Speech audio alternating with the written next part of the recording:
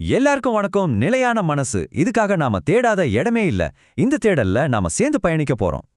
உங்க மனசு ஒரு ரோலர் கோஸ்டர் மாதிரி நிற்காம ஓடிக்கிட்டே இருக்குன்னு என்னைக்காவது தோணியிருக்கா? ஒரு நிமிஷம் சந்தோஷம், அடுத்த நிமிஷமே சோகம். நம்ம கண்ட்ரோல்லே இல்லாத மாதிரி ஒரு ஃபீலிங். இது நம்ம எல்லாருக்குமே தெரிஞ்ச ஒரு விஷயம்தான் இல்லையா? சரி, இந்த மனப்போராட்டத்தை எப்படி தான் சமாளிக்கிறது? அத பத்தி தான் இன்னைக்கு நாம ஆழமா பார்க்க போறோம். நம்ம இப்ப அனுபவிக்கிற இந்த மனப்போராட்டத்துக்கு தீர்வு எங்க இருக்கு தெரியுமா? ஆச்சரியப்படாதீங்க. ஆயிரக்கணக்கான வருஷத்துக்கு முன்னாடியே பகவத்கீதையில இதுக்கு ஒரு தெளிவான வழிகாட்டுதல் இருக்கு. அர்ஜுனன் ஒரு கேள்வி கேக்குறாரு. நிலையான உணர்வு கொண்ட ஒருத்தரோட அறிகுறிகள் என்ன? அவங்க எப்படி பேசுவாங்க, எப்படி உட்கார்வாங்க, எப்படி நடப்பாங்க? பாருங்க, இந்த கேள்விதான் நம்ம தேடலோட ஆரம்ப புள்ளி. மனசை எப்படி உறுதியா வச்சுக்கிறதுன்ற இந்த கேள்விக்கு கீதை என்ன பதில் சொல்லுதுன்னு பார்க்கலாம் வாங்க. கீதை கொடுக்கிற பதில் வெறும் தத்துவம்லாம் கிடையாது. அது ஒரு கிளினிக்கல் ஸ்பிரிச்சுவல் டயக்னோசிஸ் மாதிரி. அதாவது ஸ்தித பிரக்ஞன் அப்படின்னா நிலையான புத்தி இருக்கிறவங்க அவங்க யாரு, எப்படி இருப்பாங்கன்னு ஒரு பிராக்டிக்கலான சைக்காலஜி ஃப்ரேம் ஒர்க்கை கொடுக்குது. நம்ம மனசை ஆழமா புரிஞ்சுக்க இது ஒரு மேப் மாதிரின்னு வச்சுக்கோங்களேன். சரி, வாங்க இதுக்குள்ள இன்னும் ஆழமா போலாம். இந்த அனாலிசிஸ்ல விஷயமே நம்ம மனசுக்குள்ள ஓயாம ஒழிச்சிட்டே இருக்கிற ஆசைகளை எப்படி சமாளிக்கிறதுங்கிறது தான். கீதையில மனோகதான் காமான் அப்படின்னு ஒரு வார்த்தை வருது. இதுக்கு என்ன அர்த்தம்னா, நம்ம மனசுக்குள்ளேயே உருவாகிற ஆசைகள். வெறும் பொருள் மேல வர்ற ஆசை மட்டும் இல்ல, மத்தவங்க நம்மளை மதிக்கணும், எல்லாம் நம்ம கண்ட்ரோல்ல இருக்கணும், பாதுகாப்பு வேணும்னு நினைக்கிற சின்ன சின்ன உள் ஆசைகள் தான் நம்ம மனசோட கொந்தளிப்புக்கு மூல காரணம்னு சொல்லுது. கடல்ல அலைகள் எப்படி ஓயாம வந்துகிட்டே இருக்கோ அது மாதிரி தான் இதுவும். அப்போ என்னதான் பண்றது? இந்த ஆசைகளை எல்லாம் அடக்கி வைக்கணுமா? கீதா சொல்லுது, வேண்டாம். இங்கதான் ஒரு ரொம்ப முக்கியமான விஷயத்தை நாம புரிஞ்சுக்கணும். ஆசைகளை அடக்கிறதுக்கும் அதை கடந்து போறதுக்கும் பெரிய வித்தியாசம் இருக்கு. அடக்கிறதுங்கிறது ஒரு பந்தை தண்ணிக்குள்ள ஜோர்க்கு அமுக்கி வைக்கிற மாதிரி, கையெடுத்தா மேல வந்துடும். ஆனா கடந்து போறதுங்கிறது அதை விட ஒரு உயர்ந்த சுவையை கண்டுபிடிக்கிறது. இன்னும் ஆழமான ஒரு திருப்தி கிடைச்சதும் பழைய ஆசைகள் தானாவே வலுவிழந்துடும். இதுதான் அந்த வித்தியாசம். சரி, அடுத்த கட்டத்துக்கு போகலாம். இது எப்படி இன்னும் டெவலப் ஆகுதுன்னு பார்ப்போம். ஒரு நிலையான மனசோட அடுத்த அடையாளம் என்னன்னா, வாழ்க்கையில் வர்ற இன்ப துன்பங்களை, அந்த ஏற்ற தாழ்வுகளை அது எப்படி ஹேண்டில் பண்ணுதுங்கிறது தான். ஒரு நிலையற்ற மனசு எப்படி இருக்குன்னு பாருங்க. துன்பம் வந்தா கலங்கிடும், கோவப்படும், உள்ளுக்குள்ள உடஞ்சு போகும். அதே சமயம் இன்பம் வந்தா தலகால் புரியாம ஆடும், இன்னும் வேணும்னு பேராசைப்படும். ஆனா ஒரு நிலையான மனசு அப்படி இல்லை. துன்பத்தை ஒரு படிப்பினையா பார்க்கும், இன்பத்தை சேவை செய்ய கிடைச்ச ஒரு வாய்ப்பா பார்க்கும்.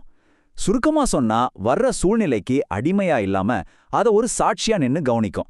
புயல்ல சிக்கனாலும் நங்கூரம் போட்ட கப்பல் மாதிரி அசையாம நிக்கும். கீதை சொல்லுது, நமக்கு 3 விதமான துன்பங்கள் வரலான்னு. ஒன்னு ஆத்தியாத்மிக, அதாவது நம்ம உடம்பாலையும் மனசாலையும் வர்றது. 2வது ஆதி பௌதீக, மற்ற உயிரினங்களால வர்றது. 3வது ஆதி தெய்வீக, இயற்கை சீற்றங்கள் மாதிரி. நிலையான மனசு இருக்கிறவங்க ஐயோ இதெல்லாம் வரவே கூடாது அப்படின்னு சொல்ல மாட்டாங்க. இது வாழ்க்கையோட ஒரு பகுதின்னு ஏத்துப்பாங்க. ஆனா அதனால உள்ளுக்குள்ள உடைஞ்சு போக மாட்டாங்க. அப்போ இங்க ரொம்ப முக்கியமான ஒரு கட்டத்துக்கு வர்றோம். நம்ம மனசை எதுக்கு இப்படி ஒரு குழப்பத்திலே வச்சிருக்கு? இதுக்கு பின்னால ஒரு சைக்கலாஜிக்கல் செயின் ரியாக்ஷன் இருக்குன்னு கீதா சொல்லுது. அத பத்தி பார்க்கலாம். இந்த செயின் ரியாக்ஷன் எப்படி வேலை செய்யுதுன்னு பாருங்க. முதல்ல ராகம், அதாவது பற்று. ஒரு பொருள் மேலேயோ ஒரு நபர் மேலேயோ நமக்கு ஒரு பற்று வருது. 2வதா பயம், நாம பற்று வச்ச விஷயத்தை இழந்துருவோமோங்கிற பயம் தானா வந்துடும். 3வதா குரோதம், அதாவது கோபம். அந்த பயம் நிஜமாகும் போதோ இல்ல நம்ம ஆசைக்கு தடை வரும்போதோ கோபம் வெடிக்குது. இது கிட்டத்தட்ட ஒரு ஆட்டோமேட்டிக் ப்ராசஸ் மாதிரி. ஒன்னு ஆரம்பிச்சா அடுத்தடுத்து வந்து ஒரு தீராத வட்டத்துல நம்மள மாட்டி விட்டுரும். அப்போ இந்த சங்கிலியை எப்படி உடைக்கிறது? அதுக்கு ஒரே ஒரு வழிதான் இருக்கு. நம்ம அடையாளத்தை மாத்திக்கணும். நான் இந்த உலகத்துல எல்லாத்தையும் அனுபவிக்க பிறந்தவங்கிற எண்ணத்துல இருந்து நான் ஒரு உயர்ந்த நோக்கத்துக்காக செயல்படுறேன் அப்படின்னு நம்ம அடையாளம் மாறும்போது அந்த மொத்த செயின் ரியாக்ஷனும் அப்படியே பலவீனமாயிடும். சரி, இவ்வளோ பழமையான ஒரு சைக்காலஜி இந்த 21ஆம் நூற்றாண்டுக்கு எப்படி பொருந்தோன்னு நீங்க கேட்கலாம். உண்மை என்னன்னா, இது இன்னைக்கு நம்ம வாழ்க்கைக்கான ஒரு பவர்ஃபுல் டூல் கிட் மாதிரி. யோசிச்சு பாருங்க, நீங்க ஒரு லீடரா இருந்தா விமர்சனங்கள் வரும்போது உணர்ச்சி வசப்படாம அதை ஆப்ஜெக்டிவா பார்க்க முடியும். ஒரு தொழில் முனைவரா இருந்தா நஷ்டம் வரும்போது பயப்படாம அதை ஏத்துக்கிட்டு அடுத்த கட்டத்துக்கு நகர முடியும். குடும்பத்துல சண்டை வரும்போது உடனே கோவப்படாம நிதானமா யோசிச்சு பதில் சொல்ல முடியும். தேவையில்லாத விவாதங்கள் இருந்து விலகி நம்ம மனத்தெளிவை காப்பாத்திக்க முடியும். பாத்தீங்களா, இது எல்லாமே நம்ம தினமும் சந்திக்கிற விஷயங்கள் தான். ரொம்ப முக்கியமான ஒரு விஷயம், மனசு நிலையா இருக்கிறதுனா சும்மா சோம்பேறியா இருக்கிறதுன்னு அர்த்தம் கிடையாது. அது தூய்மையான செயல்பாடு. உள்ளுக்குள்ள அமைதியா நங்கூரம் போட்ட மாதிரி உறுதியா இருந்துகிட்டே வெளியில உலகத்துல சுறுசுறுப்பா நம்ம கடமைகளை செய்யறது தான் உண்மையான நிலைத்தன்மை. சரி, இந்த ஆய்வு நாம நிறைவு செய்யும் போது உங்ககிட்ட ஒரு பிராக்டிக்கலான ஒரு கருவியை கொடுக்கணும்னு நினைக்கிறேன். ஒவ்வொரு நாள் ராத்திரியும் தூங்க போறதுக்கு முன்னாடி உங்களை நீங்களே இந்த கேள்விகளை கேட்டு பாருங்க. இன்னைக்கு எது என் மனசை குழப்புச்சு?